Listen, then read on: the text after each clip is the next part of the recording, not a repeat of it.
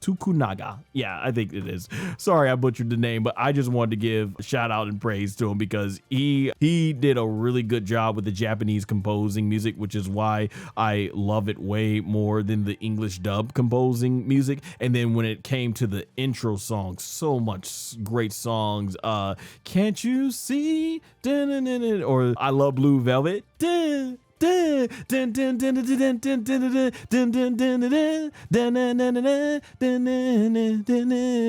running to a hurricane. Like, man, I love, what was it, Juan? Something like that, where it shows all the Gokus walking. Even the first one. Dude,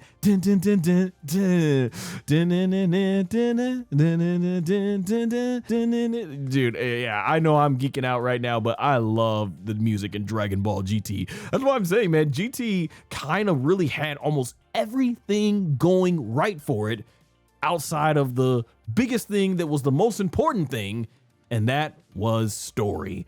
Man, boo. Dude, this is so nostalgic. This whole thing took me back, man. Love it. Absolutely love it. Oh, man. Don J says, Goku Jr. from GT had a red headband. It reminded me of Bardock. Yeah, I remember that at the end. I really love that design choice, too. He also says, GT Pan should have been stronger because I felt like she should have inherited Gohan's hidden potential. Yeah, that would have been nice, but the writers of GT had other plans, unfortunately, which is why I'm hoping that Toyotaro, especially after what I saw of Pan and Dragon Ball Superhero, hopefully he does right by Pan when he gets to that portion of the story. It says, when they bring Dragon Ball Super back, they should make the human Z fighters get their potentials unleashed included. Yes, I said if you can bring Piccolo and bring him on God tier level, I don't see any reason why you can't make up anything as a human. But I don't know if Toriyama ever left notes behind that, and then it's gonna be one of those things where, well, if Toriyama didn't never intend to do that, then should they respect his wishes Toyotaro respect his wishes moving forward? So guess we're gonna have to see on that. Hey, thanks for the follow, Smith. I really appreciate that. So yeah, we got OG Dragon Ball, and yeah, this character model looks a lot better than the way his character model has looked in the game. So I very much am glad. Yes, because they had like this black shirt that he never really wear. So they finally fixed Kid Goku's character model. Yeah, so that's really cool. I'm loving that and everything. About time we can finally put Kid Goku up against some of his fellow people that he fought up against in Dragon Ball. And so that's really cool. I'm loving that. I'm loving more of the costumes. SS1 Gohan, that's what he was wearing during the Wait to the Cell games. I remember this one. This is where he basically scared the crap out of the mechanical version of Tao Pai Pai in that filler dub. So that's really awesome. And then yes, we got SS1 Goku in the jacket. This is what he's wearing during the Wait for the Cell games. You could only, if I remember right, you could only play as this version of Goku all the way back in Budokai 1. That's crazy. We haven't been able to play as Goku with this drip since Budokai 1. So shout out to Spike really going all out, because it's when games do just like different color swaps. It's like I love having the different outfits and stuff. Man, Triple 01 Chess says he looks evil, LOL. Gohan drip, Goku drip. Yeah, those are some really cool drips that I remember them and stuff and everything. Limit breaker. Yeah, so we're getting back to where Goku, he's able to do the Kamehameha. This is the final Kamehameha that Goku ever did in the manga from Akira Toriyama.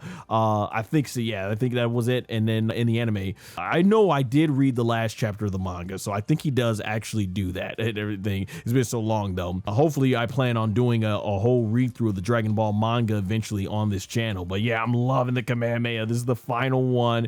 This low key, this has got to be the most overpowered Son Goku, because as Super continues and as Dragon Ball Super just continues going by further and further, it's one of those things where, man, this just makes base Goku even more God tier, because we know how strong he's gotten through all these battles in Dragon Ball Super as it takes place within that 10-year time skip. So I'm looking at this like, yo, this Goku's Kamehameha has got to be on God tier level. Just imagine how strong he is in his base form. We already know how strong Oob is by when we see what happens at the end of the moral arc. So man, this Goku's on a whole different level. Like, the amount of God level tier power force that is in this Kamehameha. This is a Son Goku in base form that has gotten so strong from all his battles with Jiren, Broly, Moro, Granola, just unbelievable power. So I mean, like, yeah, this Goku got to be like one of the most beast power. And look at the fury, the ferocity in that Goku. And I think he held this Kamehameha back because Oob didn't know how to fly or something like that. And look at the power, like, oh my gosh, look at the explosion. Oh, so good. And then they come in with Neo, Dragon Ball super limit breaking Neo.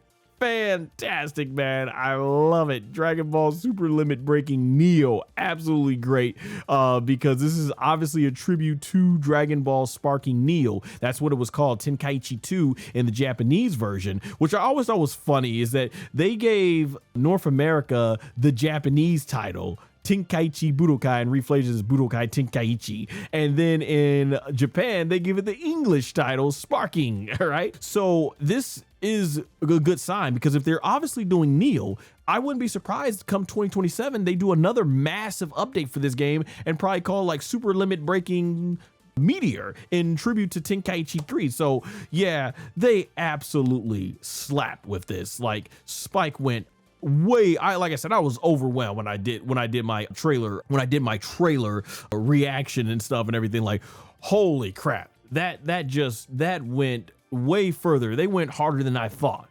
And the thing is, we're still not done yet. They still got more characters to announce. Yeah, I'm looking forward to it. I will be doing a live stream with the new Sparking Zero Neo DLC when it comes out. So I'll be looking forward to playing these characters and playing as the signature attacks and seeing what their ultimate attacks are going to be.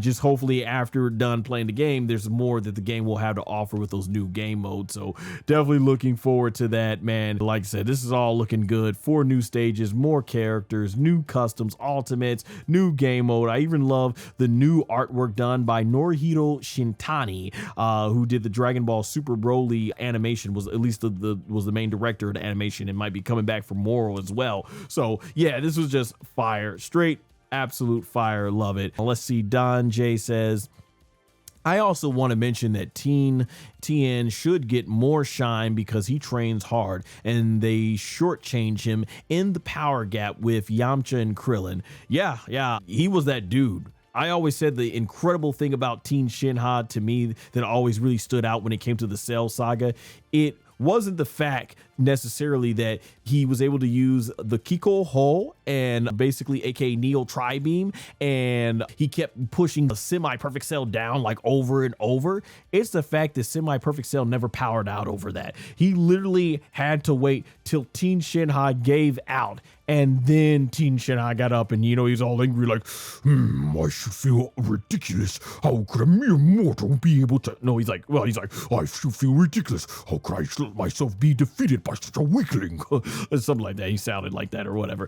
But yeah, I was like, man, it always made me wonder, what if he did that against someone like Frieza, if he's able to keep Semi-Perfect Cell's power down like that? I know he had to rely on his life force and stuff like that. And you also say when they go further in Dragon Ball Super, they then reintroduce GT. I hope after they show an anime version of Age 1000. Yeah, I don't think we're ever going to get another Dragon Ball GT, but I think we will see more GT concepts basically make their way into Dragon Ball, like we got Super Saiyajin 4 for Dragon Ball Daima, or like how one of the gods is the green machine looking one. He is a direct reference to Lude, who was the big villain they faced before they went into fighting the machine mutants like General Rildo and stuff, getting into the Baby Saga and stuff like that. All right, taking a little break. Got one more breakdown to go here. Thank y'all so much for being alive in the chat tonight. I really appreciate y'all as we go through this and everything here. All right. So Dragon Ball Super Beerus. So we got a new trailer that dropped, and the animation, y'all, is looking absolute fire. Look at that explosion. Just look at this, man. Huge. That's when the planet blows up from Beerus being destroyed. Look at the surrounding area. Has King